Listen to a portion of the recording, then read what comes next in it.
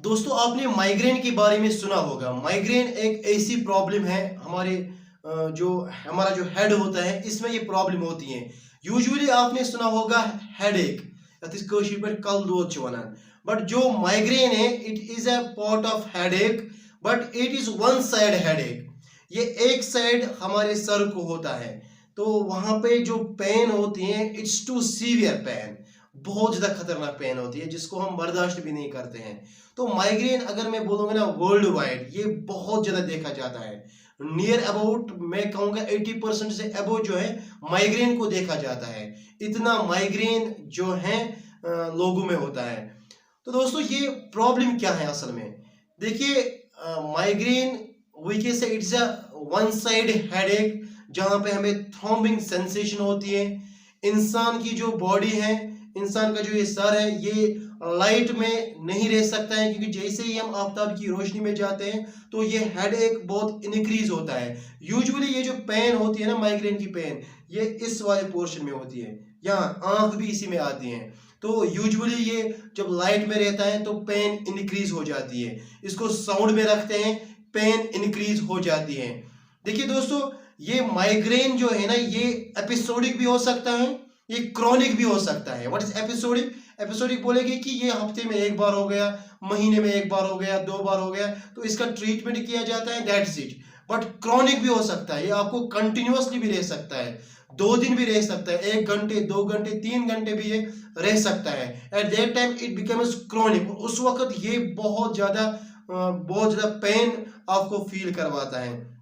देखिए माइग्रेन के बारे में अभी तक साइंस ने प्रॉपर हमें थीसिस नहीं मिली है, प्रॉपर इंफॉर्मेशन इसके बारे में नहीं है। बट कुछ एनालिसिस ऐसे हैं साइंस में जहां पे ये बोला जाता है कि माइग्रेन जो है it is a hormone based problem, यानी कि आपके हार्मोन्स में कुछ प्रॉब्लम्स होती हैं जिसकी वजह से आपको ये माइग्रेन होता है। यूजुअली ये उस पेशेंट में ज्यादा देखा जाता है जो टेंशन में होता है, जो परेशानी में होता है, जो डिप्रेस में होता है, या जो ज्यादा खुश होता है, वहां पे उसको माइग्रेन का खतरा रहता है। और यूजुअली जो वमेन्स जो फीमेल्स ज्यूरिंग पीरियड्स होते हैं, ज्यूरिंग मेंस्ट्रुएशन होते हैं, उनको भी माइग्रेन का ये मसला होता है, उनमें भी ये वन साइड हेडेक होता ही होता है। देखिए दोस्तों इसके बावजूद भी बोला जाता है कि जो माइग्रेन है इट्स अ जेनेटिक प्रॉब्लम, यानी कि आप देखना जिसको ये माइग्रेन होगा ना घर में उसको किसी ना किसी बंदे को होगा, इट्स नोन एज जेनेटिक, यानी कि जेनेटिकली ये ट्रांसमिट होता है। या तो आपके पेरेंट को हो सकता है, या आपके ग्रैंड पेरेंट को हो सकता है, या आपके किसी भाई को हो सकता है, या आपके मदर को हो सकता है, किसी ना किसी को ये माइग्रेन होता ही है, तभी जाके ये जेनेटिकली जो है आगे जाता है एज पर सम एनालिसिस। ठीक है ना, तो ये भी इसमें माना जाता है। तो guys it's a very crucial problem, ये बहुत खतरनाक प्रॉब्लम है। जिस बंदे को ये होता है ना उसको पता है कि इसकी पेन जो है ना ये बहुत ही खतरनाक पेन होती है। और दोस्तों मोस्टली उन पेशेंट्स में भी ये माइग्रेन देखा जाता है जिनमें स्टोमक प्रॉब्लम्स होती हैं।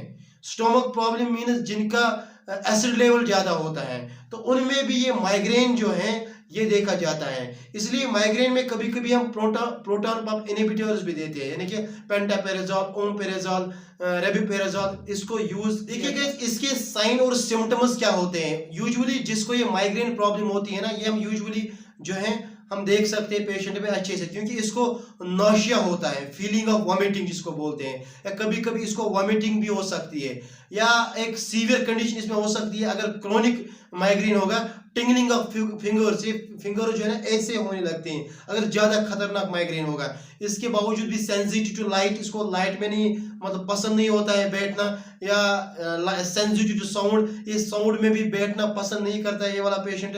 हेडेक, सर में पेन हो जाती है, यूजुअली वन साइड हेडेक, यहाँ इस वाले पोर्शन में बहुत ज्यादा पेन होती है, वॉमिटिंग। मैंने आप देखिए गाइस असल में माइग्रेन में होता क्या है कि जो हमारी सेरोटोनिन लेवल होती है ना वो ड्रॉप हो जाती है।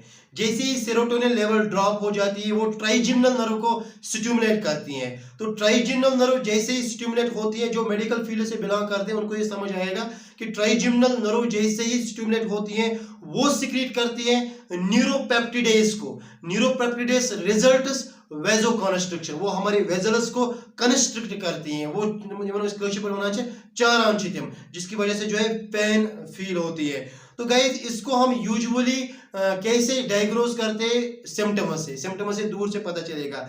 और मेडिकल ट्रीटमेंट इसका क्या है? इसके लिए हमें मेडिसिन आता है, वासोग्रेन या वेजोग्रेन जिसको आप बोलते हैं, वो एंटी माइग्रेन मेडिसिन होता है, या एनाल्जेसिक आइब्रोफिन भी इसके लिए देते हैं, एंटीपायरेटिक ड्रग्स देते हैं, या इसके बावजूद भी इसके लिए हम पीपीआई प्रोटॉन पंप इनहिबिटर्स देते हैं, पेंटोपेराजोल, ओमेपेराजोल, एस्मेपेराजोल, रबिपेराजोल।